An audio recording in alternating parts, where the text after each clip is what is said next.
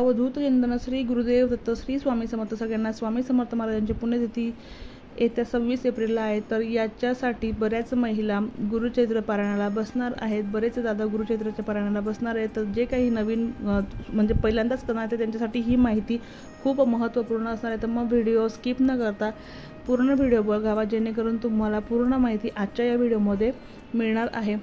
20 April ते 26 एप्रिलला गुरुचैत्राची पारायणाची सुरुवात होणार आहे। श्री दत्तात्रेय महाप्रभूंनी नामधारकास अतिसामान्यांना गुरुप्रणित मार्ग मिळावा म्हणून श्री गुरुचैत्र सांगितले आहे। श्री गुरुचैत्र हा 5वा वेद मानला जातो। श्री गुरुचैत्र हा साधासुद्धा ग्रंथ नसून दैवी शक्तीने भरलेला सिद्ध मंत्र रूप महाप्रासादिक आणि वरद ग्रंथ आहे। श्री गुरुचैत्राचे पारायण हे अंतःकरण शुद्ध असताना केलेले चालू शकते। शास्त्रशुद्ध सप्ताह करण्यासाठी खालील नियम पाळत म्हणजे तुमच्या मनामध्ये जी काही इच्छा असेल त्यासाठी तुम्हाला नियम पाळूनच गुरुचैत्राचे पारायण तुम्हाला करायचं आहे। असंही पारायणाचे नियम भरपूर असतात आणि पारायण हे नियम पाळूनच करायचं असतं। म्हणून पहिला नियम असा आहे की श्री गुरुचैत्र सप्ताहाच्या आदल्या दिवशी 19 एप्रिल शनिवारी 1 गाय आणि 4 कुत्रे यांना गव्हाच्या पोळीचा नैवेद्य तुम्हाला खाऊ घालायचा आहे। त्यानंतर तुम्हाला दुसरा नियम असा आहे की श्री गुरुचैत्राचे वाचन पूर्व किंवा उत्तर दिशेला तोंड करूनच करावे आणि हा जो ग्रंथ आपण घेणार आहोत तो पाठ किंवा चौरंगावरती ठेवायचा आहे आणि बसण्याची जागा तुम्हाला स्वच्छ ठेवायची। दरबारचे किंवा कांबळ्याचे आसन घ्यायचे, जर हे नसेल तर आपले डेली यूजची जी आपण चटई वापरतो ती स्वच्छ धुतलेली असावी। वाचण्यापूर्वी तुम्हाला श्री दत्त महाराजांच्या फोटोची व पोथीची पूजा करूनच ग्रंथाला सुरुवात करायची। त्यानंतर तुम्हाला 1 माळ गायत्री मंत्राचा जप करायचा, 1 माळ तुम्हाला श्री स्वामी समर्थ मंत्राचा जप करायचा आहे। नंतर तुम्हाला गणपती अथर्वशीर्ष वाचायचं आहे आणि त्यानंतरच तुम्हाला ग्रंथाला सुरुवात करायची। तिसरा नियम असा आहे की श्री गुरुचैत्राचे वाचन पहाटे 3 म्हणजे ब्रह्ममुहूर्तावरती आणि सायंकाळी 4 या दरम्यान तुम्हाला करायचे आहे। दुपारी 12 ते 12:30 ही वेळ दत्त महाराजांच्या भिक्षेची असते, हे सगळ्यांनाच माहिती आहे। म्हणून त्यावेळेस पारायण वाचायचं तुम्हाला बंद ठेवायचं आहे। चौथा नियम असा आहे की श्री गुरुचैत्र वाचनाच्या कालावधीत तुम्हाला परान्न घ्यायचं नाही। आता परान्न म्हणजे काय, तर आजूबाजूंच्या लोक म्हणजे शेजारपाजारांचं घरचं आपल्याला खायचं नाही आहे। म्हणून आपली आई बहीण पत्नी यांच्यातच जे खाण्यास काही तुम्हाला हरकत नाही आणि उपवास तर अजिबात करायचा नाही। दोन्ही वेळेस सकाळ संध्याकाळ एक धान्य फराळ तुम्हाला करायचं, म्हणजे एकच वर्णी तुम्हाला खायचं आहे। काही समस्या असतील तर तुम्हाला स्वतःच्या खर्चानेच बाहेर खाण्याला काही हरकत नाही आहे। 5वा नियम असा आहे की श्री गुरुचैत्र वाचनाच्या कालावधीमध्ये पुरुषांनी दाढी वाढवू नये। जर दाढी तुमची वाढलेली असेलच तर तुम्ही ती स्वतःच्या हातानेच करावी। 6वा नियम असा आहे की पारायणाच्या काळामध्ये चामड्याच्या वस्तू तुम्हाला घालायची नाही।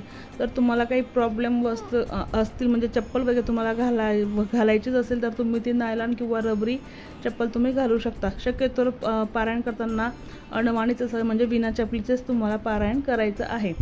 7वा नियम असा आहे की श्री गुरुचैत्र वाचनाच्या कालावधीमध्ये ब्रह्मचर्य हे पाळायचं आहे। 8वा नियम असा आहे की गुरुचैत्र वाचनाच्या कालावधीमध्ये मृत शोच म्हणजे मेलेल्या व्यक्तींच्या घरी किंवा कोणी अचानक जर वारलं तर त्याच्याकडे तुम्हाला अंत्यविधीत जायचं नाही आहे। स्वतःच्या कुटुंबामध्ये जर कोणी काही मरण पावलं असेल, अचानक जर कोणी डिलिव्हरी झालेली असेल तर अशा वेळेस तुम्हाला श्री गुरुचैत्र पारायण दुसऱ्यांकडूनच पूर्ण करावं लागेल। अर्धवट पारायण कधीही सोडू नये।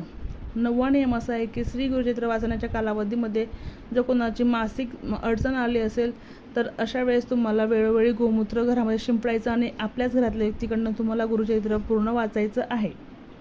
10वा नियम असा आहे की सप्ताह कालावधीमध्ये रोज सकाळ आणि संध्याकाळी तुम्हाला श्री गुरुचैत्राच्या पोथीस नैवेद्य दाखवायचा आहे आणि आरती करायची आहे। त्यानंतर तुम्हाला रोज रात्री झोपण्याच्या पहिले तुम्हाला श्री विष्णू सहस्रनामाचं पठण करायचं आहे। हाच या ग्रंथाचा खूप मोठा नियम आहे। श्री विष्णू सहस्रनाम वाचल्यानेच तुमचा हा ग्रंथ संपूर्ण तुम्हाला त्याचं फळ मिळणार आहे।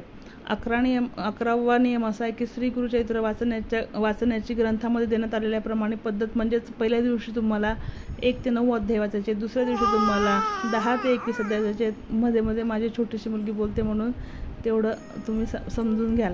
दुसऱ्या दिवशी तुम्हाला 10 ते 21, तिसऱ्या दिवशी तुम्हाला 22 ते 29, चौथ्या दिवशी तुम्हाला 30 ते 35, 5व्या दिवशी तुम्हाला 36 ते 38, 6व्या दिवशी तुम्हाला 39 ते 43, 7व्या दिवशी तुम्हाला 44 ते 53 असे तुम्हाला पारायण म्हणजे पारायणाचे तुम्हाला भाग येते ते तुम्हाला वाचायचे आहेत।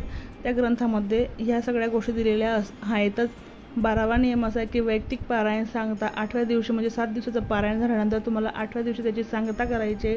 या दिवशी सकाळी 10:30 वाजता तुम्हाला श्री दत्त महाराज, श्री कुलदेवता, आपल्या घरातली कुलदेवी, स्वामी समर्थ महाराज आणि गुरुचरित्र जे आपण ग्रंथ मांडलेले त्यांना सगळ्यांना तुम्हाला नैवेद्य दाखवायचा आहे.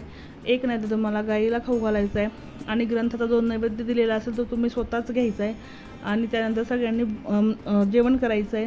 13वा नियम असा आहे की श्री गुरुचरित्र वाचण्याच्या कालावधीमध्ये सुद्धा आपल्याला नित्यसेवेत खंड पडू द्यायचं नाही. म्हणजे आपल्याला 3 जे सारामृताचे अध्याय आणि आपल्याला 1 माळ जप हे करायचंच आहे. 4था नियम असा आहे की पारायण काळात शक्यतो भूमिशयन करावे, म्हणजे जमिनीवर झोपावे. श्री गुरुचरित्र 3 दिवसाचं कधीच वाचू नये. 1 दिवसाचं पारायण फक्त श्री दत्तधाम येथेच करण्यात येते. वैयक्तिक पारायण हे 7 दिवसाचेच करावे आणि श्री गुरुचरित्राच्या निष्ठापूर्वक पारायणाने अनुभूतीपूर्वक साक्षात्कार होतो. हा माझा सुद्धा अनुभव आहे. हे या ग्रंथाचे वैशिष्ट्य आहे. दुःखितांना, वेगवेगळ्या प्रकारच्या शापितांना, असाध्य आजार झालेल्यांना, जारण मारण भानामती म्हणजेच करणे वगैरे झालेल्यांना, पितृदोष असणाऱ्यांना श्री गुरुचरित्र हा एकच असं ग्रंथ आहे की याच्याने सगळ्यांचे प्रॉब्लेम या ग्रंथाने सॉल्व्ह होणार आहे. परंतु हे सगळे नियम तुम्हाला केल्यानेच त्याचं तुम्हाला फळ मिळणार आहे. आय होप तुम्हाला माहिती आवडली असेल तर आपल्या चॅनलला लाईक करा, शेअर करा आणि सबस्क्राईब करायला विसरू नका. पुन्हा भेटेल अशाच एका नव्या माहितीसोबत. तोपर्यंत सगळ्यांना श्री स्वामी समर्थ. जय जय स्वामी समर्थ.